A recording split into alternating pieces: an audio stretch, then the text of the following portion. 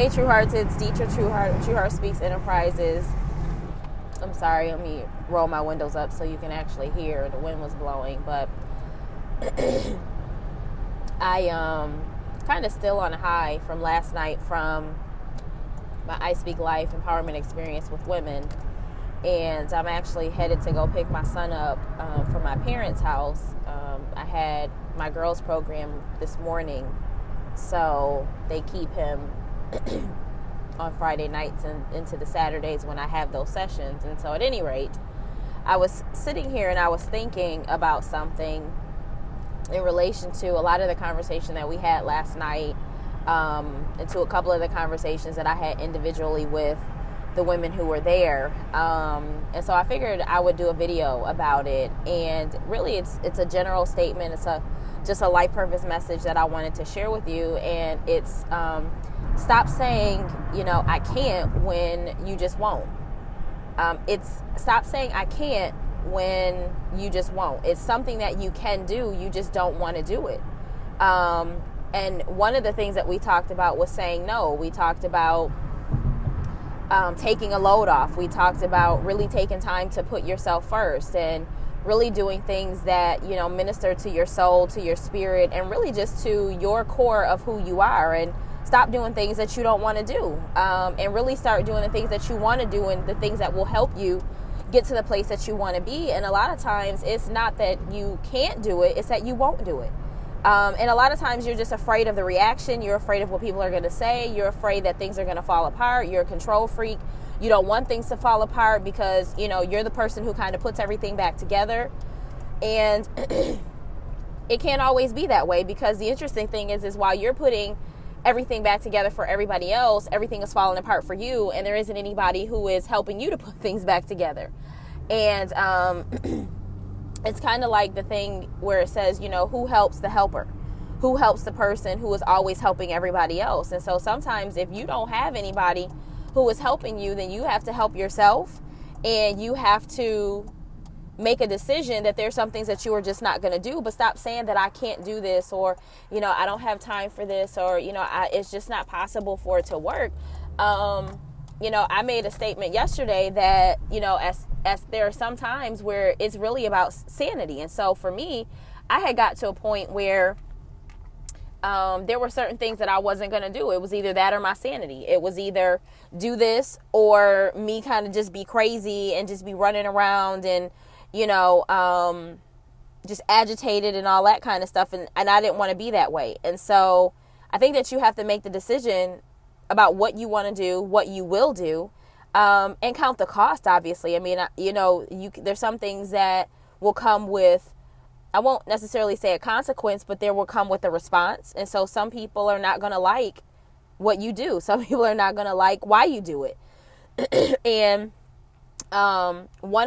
this morning on my Instagram and my Facebook page, I put that I choose, I teach people how to treat me. Therefore, I teach people that I am just as important and that I care about them just as much as that I care about myself just as much as I care about them, by putting me first and choosing to put me first. And that's one of my Speak Life declarations. I choose to put me first. I choose me. I choose to put me first. And obviously that's under the premise that not above God or anything like that. A lot of the stuff that I teach is not it's always in alignment with seeking God first, putting God first. So I don't want you to think, well, aren't we supposed to put God first? Absolutely.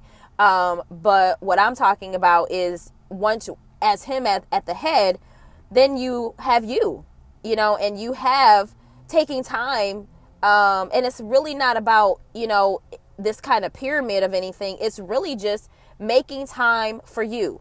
My thing is there's a saying, and it's all about actually how you speak to people. But there's a saying that says, if you talk to your friends the way that you talk to yourself, you wouldn't have any. And my thing is if you took care of your friends the way you took care of yourself, you might not have any people around you. You take better care of people than you take care of yourself. You tend to their stuff better than you tend to your stuff.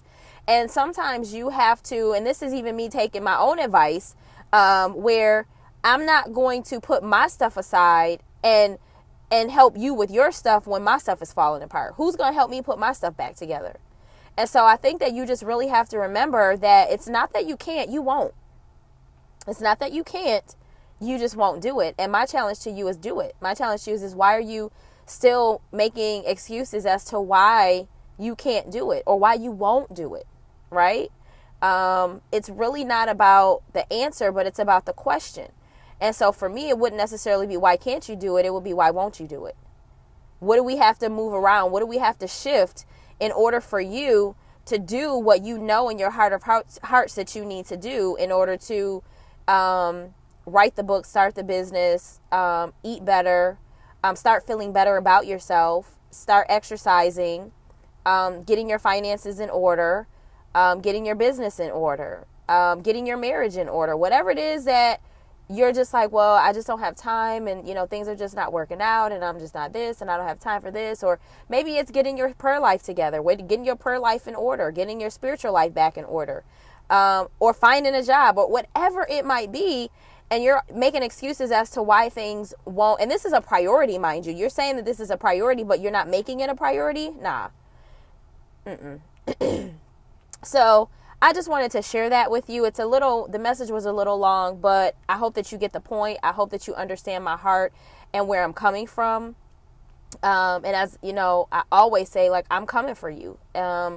This is not about craziness. This is not about play. This is not about, us playing patty cake or whatever. I'm coming for you. And I want you to be in a place that you're living the life that God has called you to live, that you are living, a life that you crave, that the life that you dream about, the life that, you envision in your sleep, that it's possible. And that if God allowed you to dream it and that if he allowed you to see it, that it's possible. But I'm wondering, are you willing to do what it takes in order to have it? It's not just you're not going to wake up and you're not going to have it tomorrow. There's some things that you have to do. And then there's some things that you have to stop doing. You can't keep doing the same stuff over and over again, and not wanting to not do it because it's safe. What I had explained to the women yesterday is that safe is so routine. Safety is so routine. Like it's whack. Like you have to shift some things around. You have to move some things around. And there's no safety in routine. Like stop doing things, you're doing this routine thing, the same thing over and over consistently. And you're not getting what you want out of it. And you still haven't figured out that that's not really what's working. Stop doing it. Stop doing it. And stop being afraid. And like I told the women yesterday, some of you are doing things because it's safe, and because you're used to it, and because you're afraid of the unknown. And I think you just need to stop being so caught up in safe and just do what God says. And it's just that simple. So I could keep going. I'm literally, if you can tell, I'm on full still from yesterday. But I just want you to live your best life. I want you to be all you can be, as the Army says. And tomorrow is just so not promised. And so why wait until tomorrow what you could do today? Why wait? So at any rate, to thine own self be true, for out of the abundance of the heart the mouth speaks. I want you to always, always, always live life in and on purpose. I want you to create and generate a life that you absolutely love and that you're craving, because it's possible. It says, now unto him that is able to do exceeding abundantly above all that we could ever ask or think. And so I want you to think about the biggest dream that you have, the biggest vision. And then I want you to even think bigger than that, because that's what God can do. And so I will see you next time on this Life Purpose Message. I hope you have an awesome day, and I'll talk to you soon. Love you. Bye.